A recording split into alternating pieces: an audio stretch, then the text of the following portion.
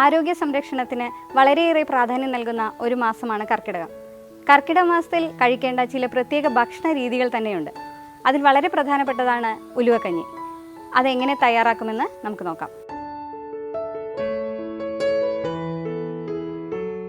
ഇത് തയ്യാറാക്കാനായി ആദ്യം വേണ്ടത് തലേദിവസം കുതിർത്ത് വെച്ച ഉലുവ, ഉണക്കലരി കഴുകിയത്, പായസത്തിനുള്ള ഉണക്കലരിയാണ്, ശർക്കര പാനി, തേങ്ങ ചിരവിയത്, ഒന്ന് ചതച്ച് വെച്ചാൽ കുറച്ചും കൂടെ നല്ലതായിരിക്കും, അല്പം നെയ്യ്. നെയ്യിൻ്റെ സ്വാദിഷ്ടമില്ലാത്തവർക്ക് അത് ചേർക്കണമെന്നില്ല. ഉലുവ ഇട്ടുണ്ട്. അടുത്തത് കഴുകി വെച്ച അരി, അല്പം വെള്ളം ചേർത്ത്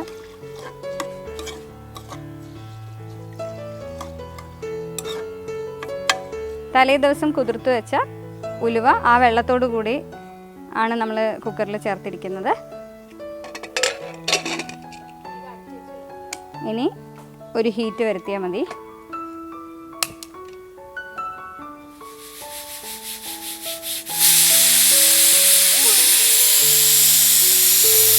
ഒരു വിസിൽ വന്നു, അത് മതിയാവും.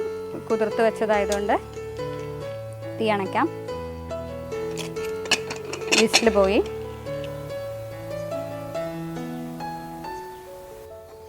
നല്ലോണം വെന്ത് വന്നിട്ടുണ്ട്. ഇനി ശർക്കര ഒഴിക്കാം.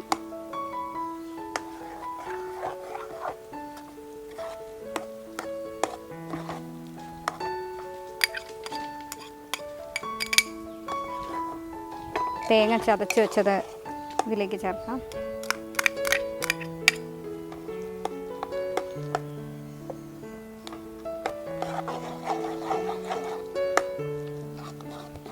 കഞ്ഞി റെഡി ആയിട്ടുണ്ട്. ഒന്നും കൂടെ ഒരു തള വന്നാൽ നമുക്ക് നെയ്യ് ഒഴിച്ച് തീ അണയ്ക്കാം.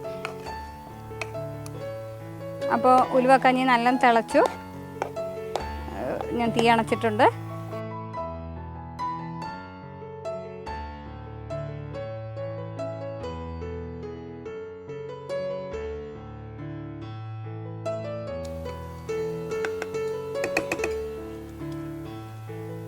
നമുക്കൊരു ബൗളിലേക്ക് മാറ്റാം.